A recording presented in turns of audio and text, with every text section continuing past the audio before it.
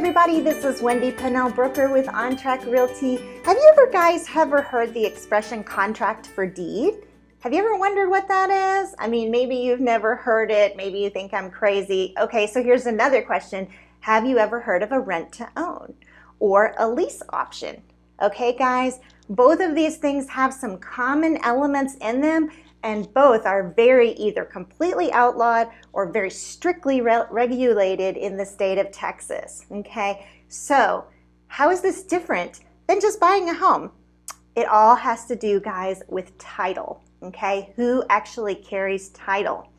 With a financed home, either through a bank or through the owner, okay, like owner financing, title is actually gonna transfer to the buyer.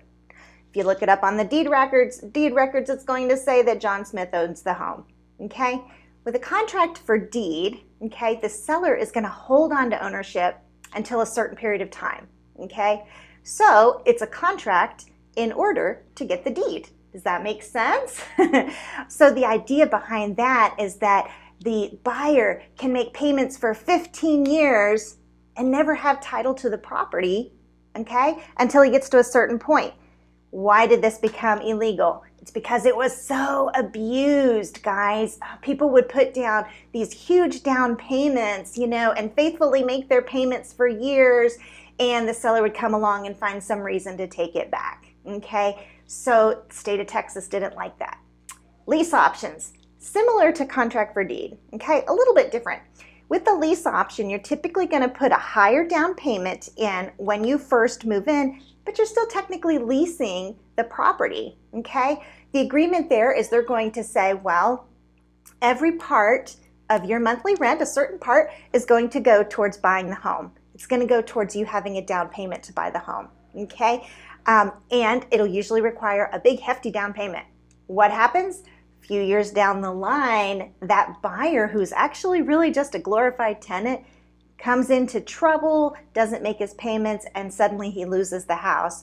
These things were very widely abused. Many unscrupulous sellers took advantage of buyer tenants, and the state of Texas said, you know what, enough's enough, we're gonna totally clamp down on this. All right, they passed a rule that said if you're going to do a contract for deed or a lease option, title has to transfer within 180 days.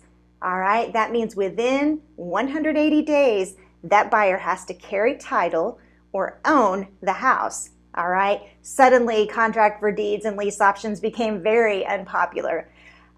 You may actually see people offering rent to owns and offering lease options.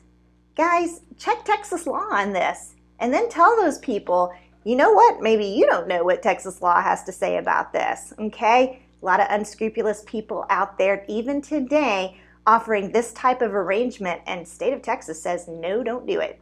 Does that make sense, everybody? I hope so. All right, this is Wendy Pennell, broker with On Track Realty, and I will talk to you guys later.